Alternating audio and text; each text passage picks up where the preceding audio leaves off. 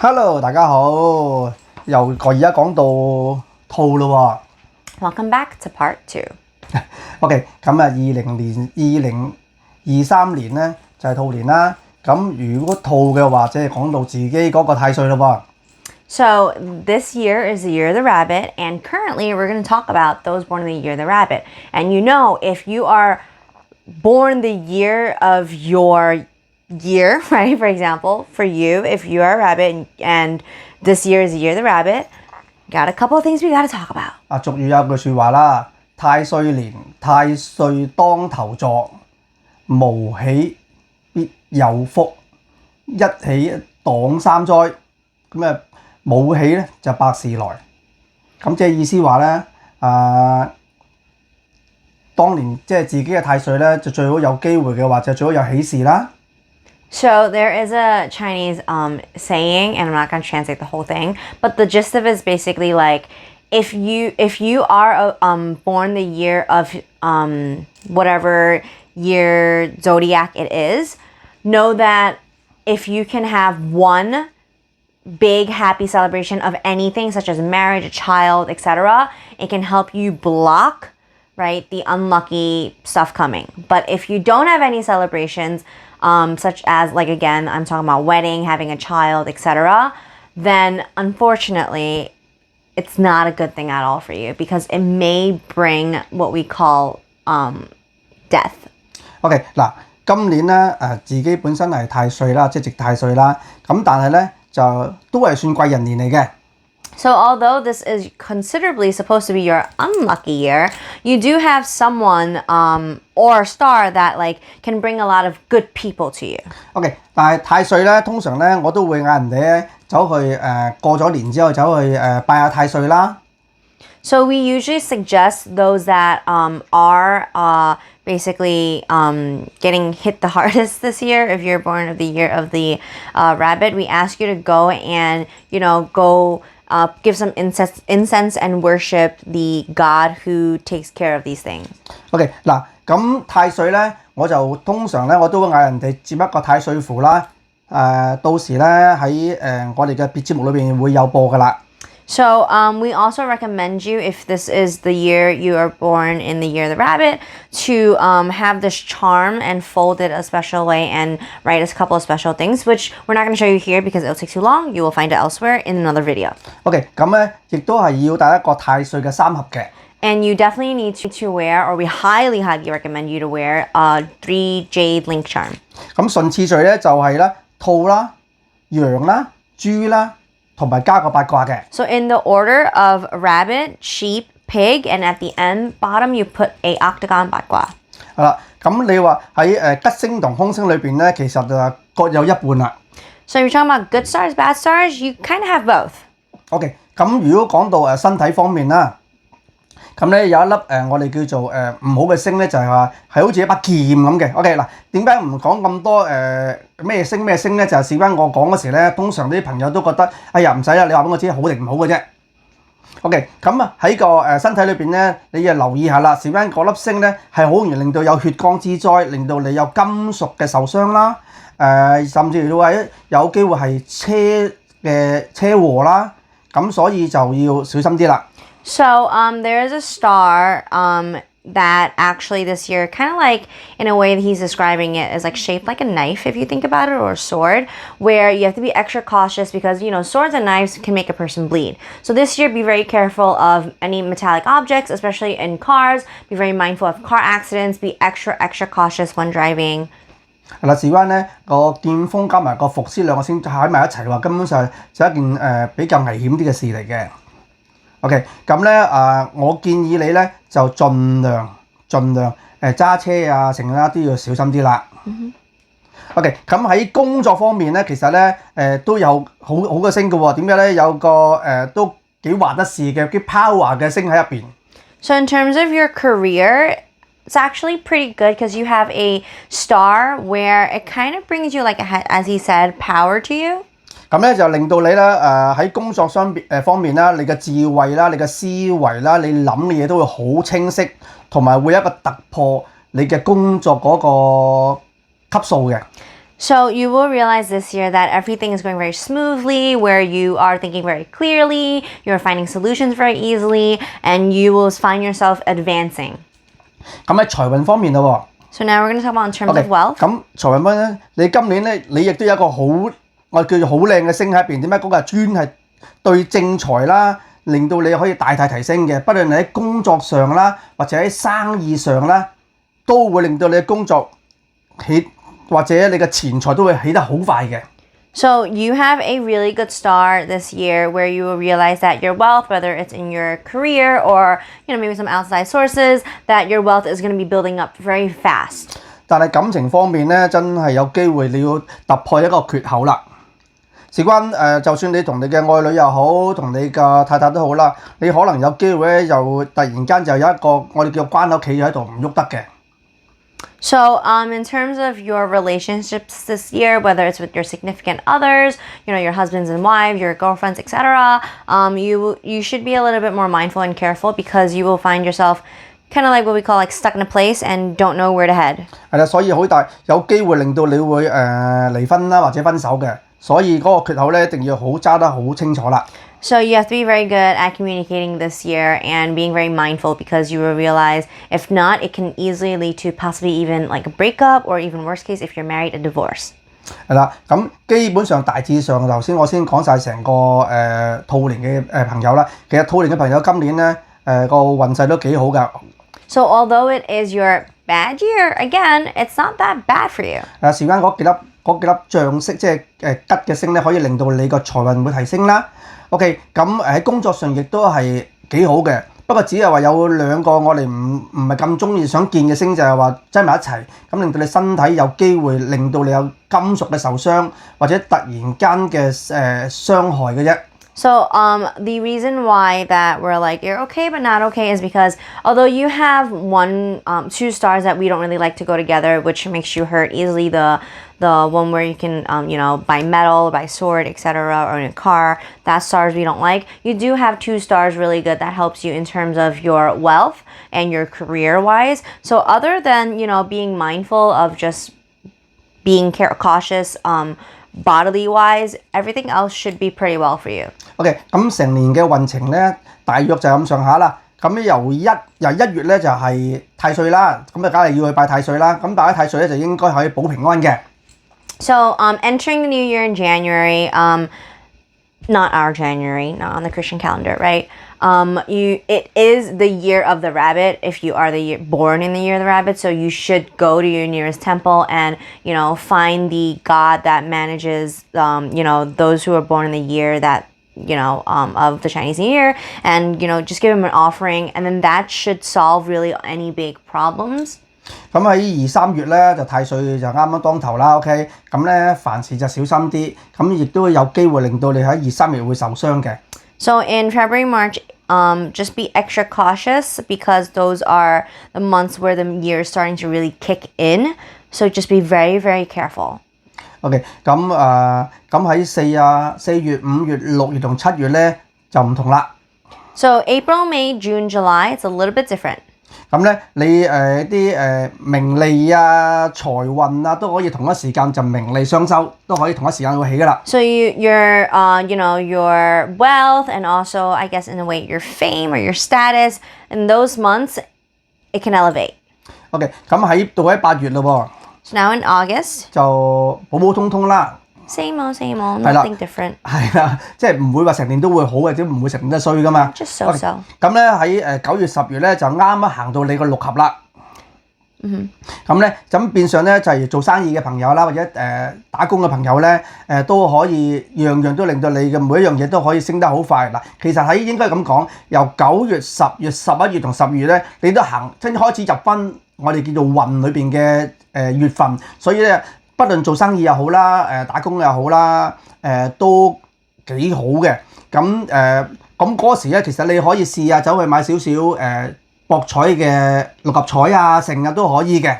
So September, October, November, December are the months where you're finally stepping back into what we call your luck, and you will find that if you own a business or if you're working for somebody, that things are going very smoothly for you. And if you want, you can try your luck with the lottery.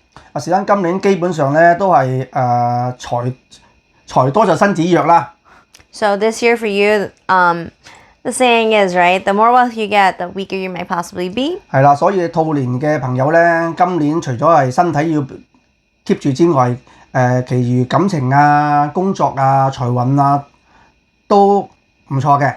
So for those born in the year of the rabbit this year, other than really being very mindful and cautious of your body and upkeeping yourself and being healthy, the rest should be pretty smooth for you.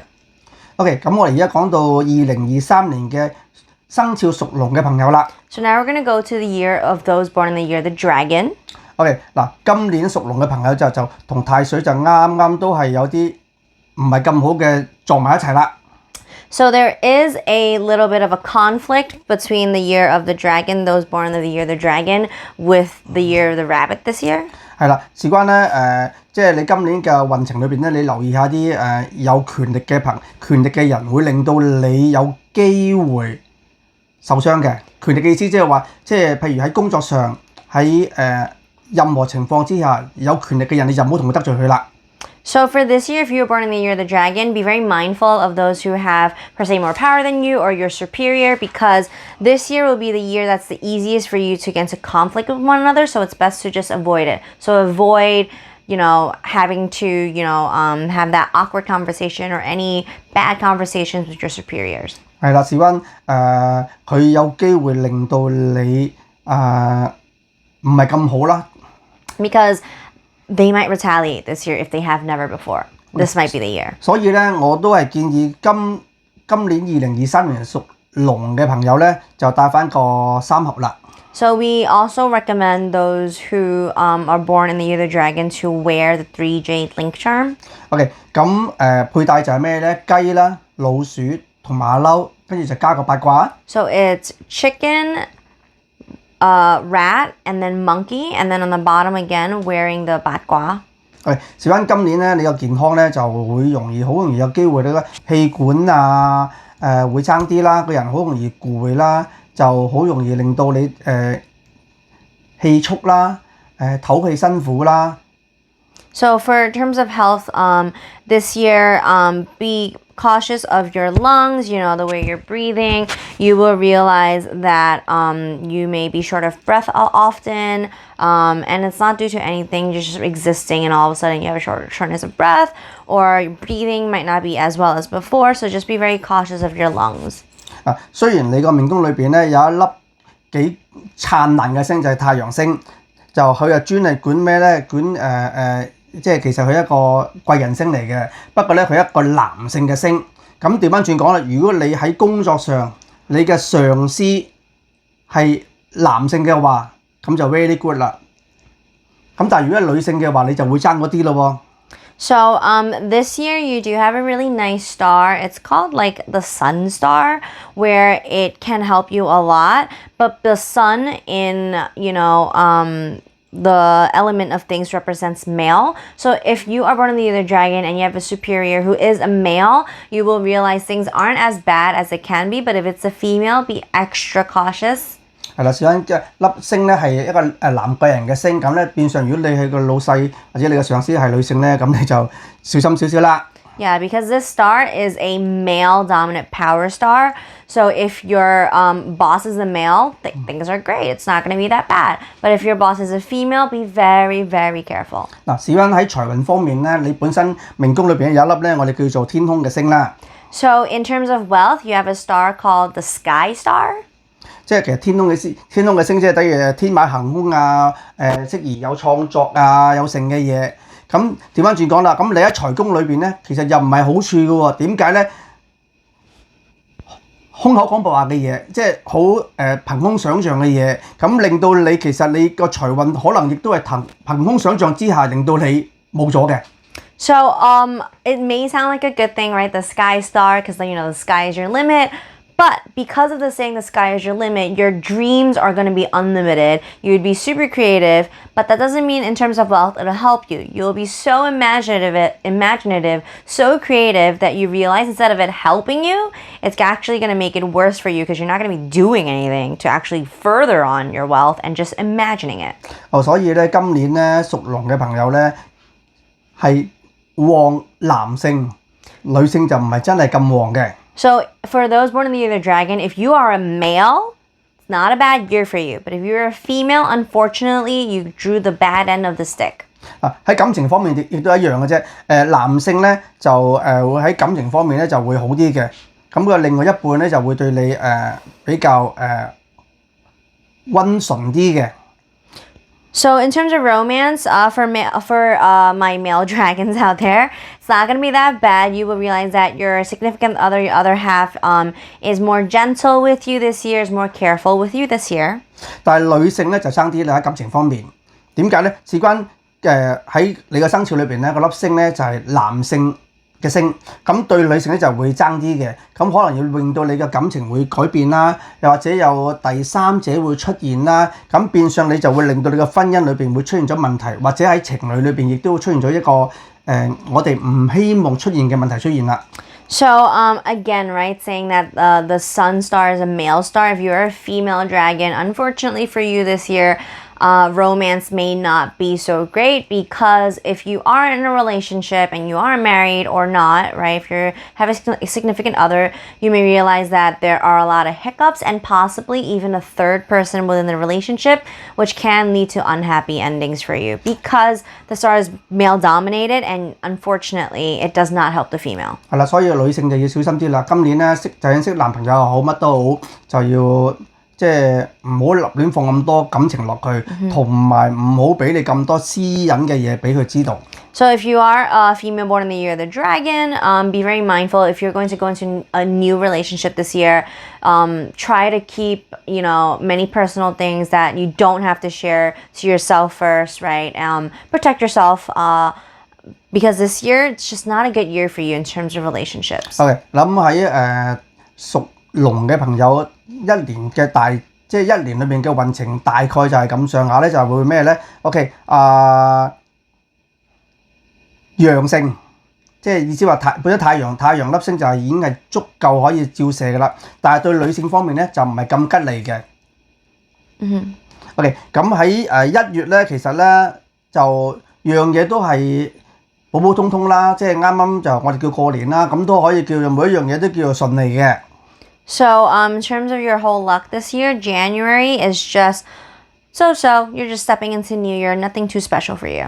OK， 咁喺2、3月開始咧，咁咧就男性咧就比較容易有機會令到佢破財嘅。點解咧？事關頭先我先講有一個叫做天空嘅星喺入邊，咁咧亦都令到你諗嘅嘢，亦都有機會令到你所以被劫財啊，或者係破財嘅意思啦。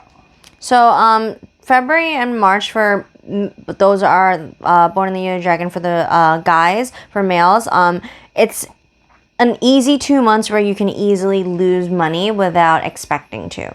但係3、4月咧，女性咧就更加麻煩啦。點解咧？如果你真係結咗婚啊成咧，或者有拖拍嘅咧，你就好容易同你個老公啦，或者另外一半咧就好容易有鬧交嘅跡象會出現啦。So February and March for those that are female born in the year of the dragon, it's a tough month for you because you will realize that there's a lot of arguments and fights between yourself and your significant other. OK， 咁講到4啊、5啊、6、7、8、9、10呢幾個月咧都係好嘅喎。點解咧？嗰時你啱啱我哋叫做即係熱嘅濕疹啦。咁咧變相咧就陽光普照啦，咁令到嗰個力量會更加強咗，咁所以咧嗰個熱力會大嘅話，咁個人就會運氣就會高咗啦。So from April until September, it's the nice months, spring and summer, where the sun is at the highest. So you will realize that things for you aren't so bad and everything is really like playing its part out. OK， 咁到11月同12月咧就比較平翻啦。點解呢？個時候開始凍啦，所以啲財運啊成啊都會低翻啲嘅。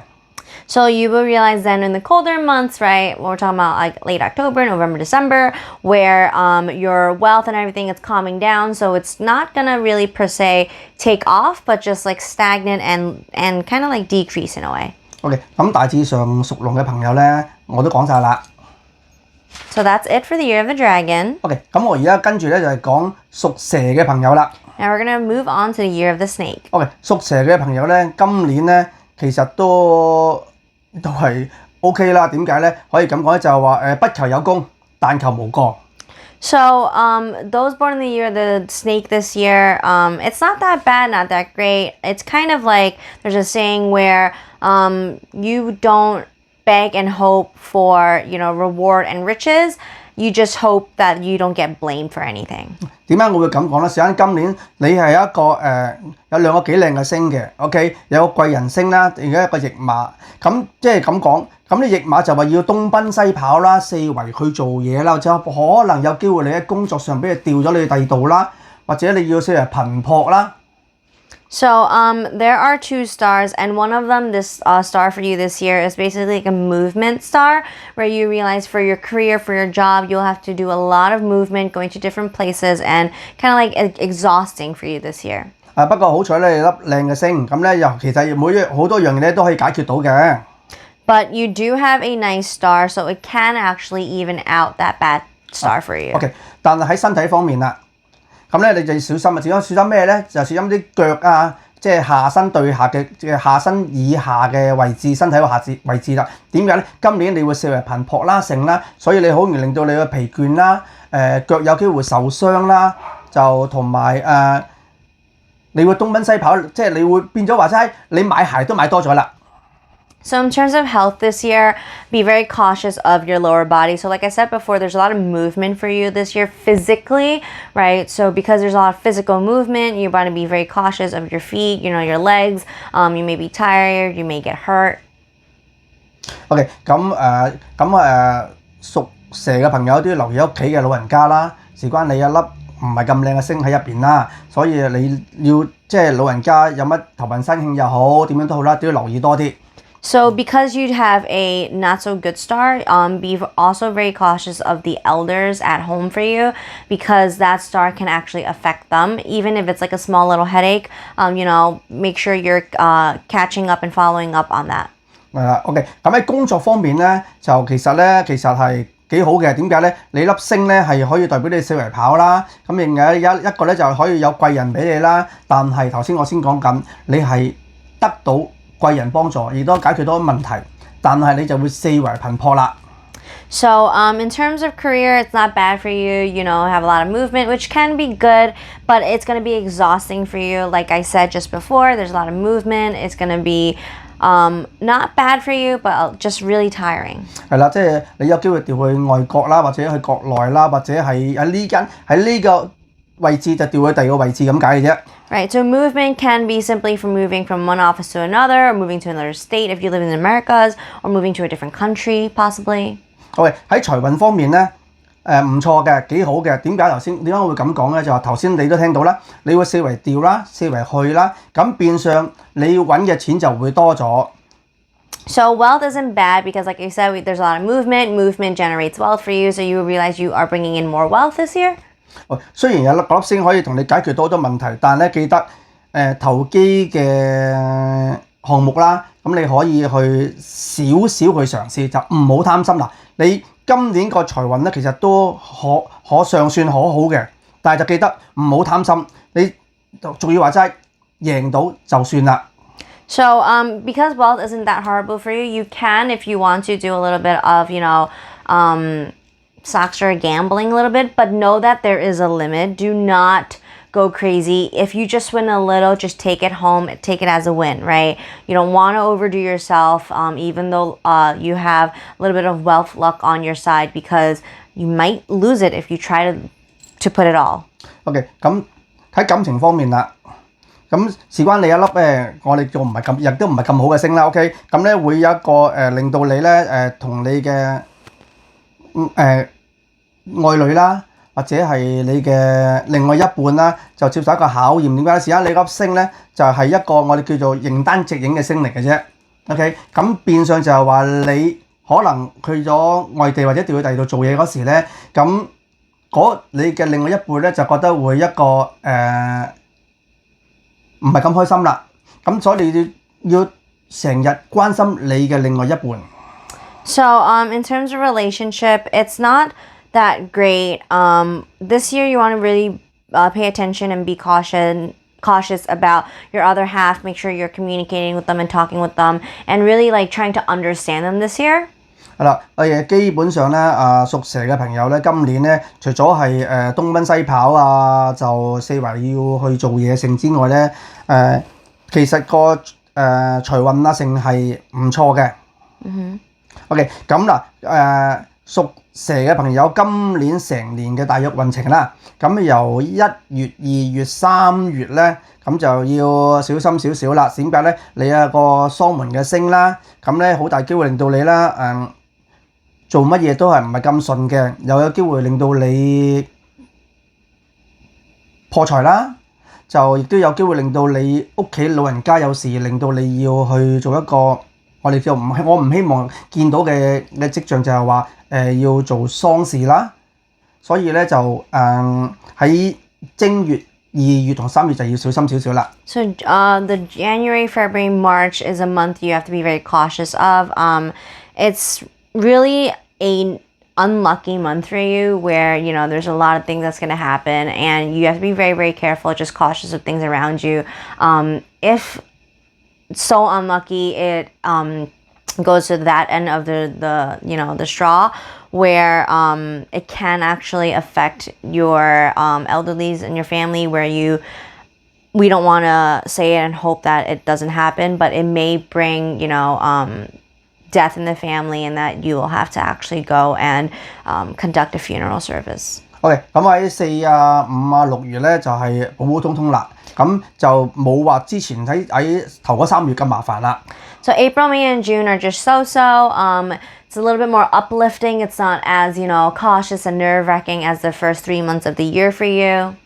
OK， 咁跟住喺7月、8月同9月咧，就你嗰個驛馬星就喐動得好快，所以咧你嗰3月咧就不停咁四圍，即係總之就你自己都做到你自己都覺得哇，點解我會四圍去東奔西跑咧咁樣嘅。So it's going to get real busy from you starting from July until really October where you're going to be running around everywhere. You will realize it yourself too.